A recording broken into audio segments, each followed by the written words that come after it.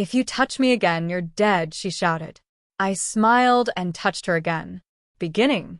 The colony of Nereth 7 wasn't the kind of place people visited willingly. It was a frontier mining world. Dust storms that flayed skin raw, endless canyons that swallowed whole settlements, and a night sky where lightning danced between fractured moons. The government had abandoned it years ago, leaving only outlaws, traders, and the desperate. I, Jackson Hale, was none of those things. I was a Terran Ranger, tasked with keeping the peace where no one else dared to go. My ship, Resolute, had landed only hours earlier after tracking a band of smugglers. That's when I met her. She was cornered in a ruined hangar, surrounded by the smugglers I was hunting. At first, I thought she was a hostage. But then she moved. In seconds, 3 men were on the ground, their weapons shattered. She was fast, inhumanly fast. Her hair shimmered like silver threads in the dim light, her eyes glowed faintly blue, and her skin bore fractal markings that shifted like living tattoos. I raised my blaster. "Stay where you are." She spun toward me, chest heaving. "Don't touch me. Don't even come near. If you touch me again, you're dead." Her voice was raw with fury and fear. I should have restrained her. I should have treated her as hostile.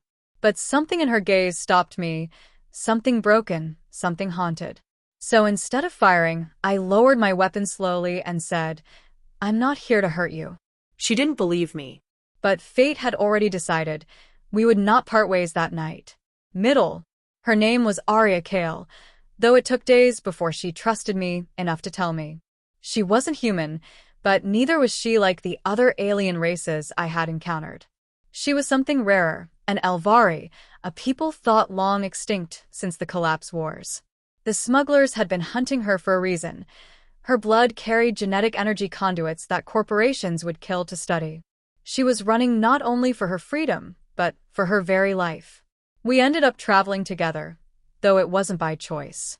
After the fight, the smugglers had triggered an emergency beacon.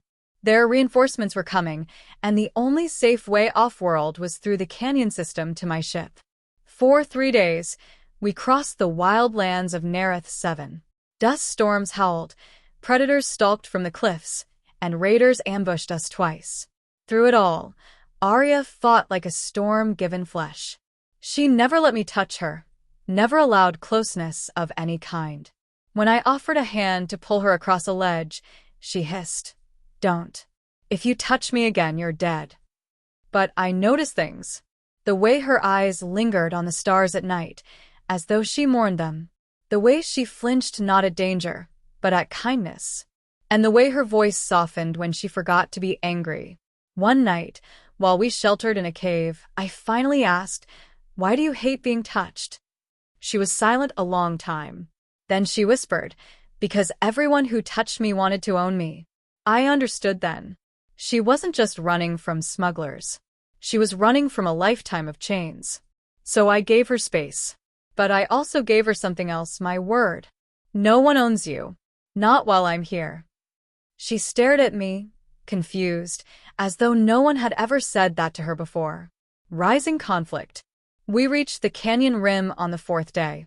My ship was waiting beyond, but so were the smugglers, dozens of them, blocking the only path. "They'll never stop," Arya said bitterly. "Even if we kill them, more will come. I'm a prize to them. A weapon." I tightened my grip on my rifle. "Then we make sure they understand you're not prey."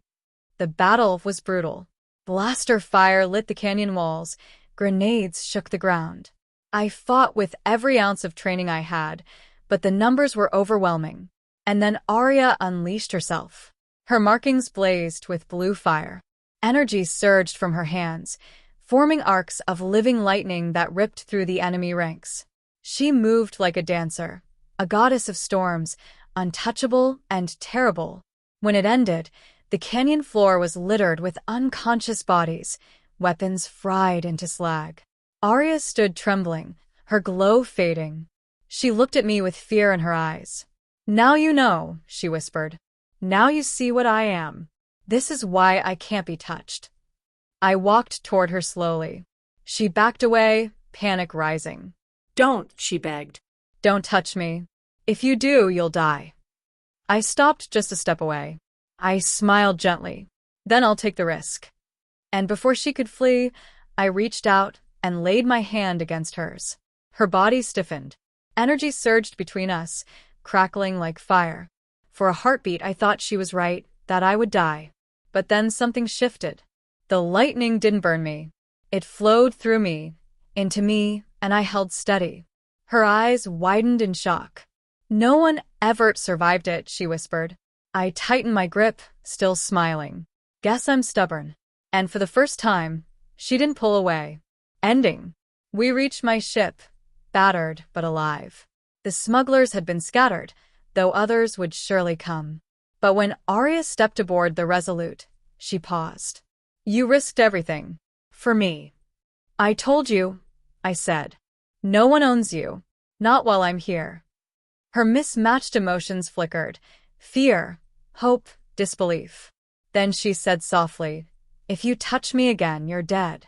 I chuckled. Yeah, you said that before. And I touched her hand again. This time, she smiled.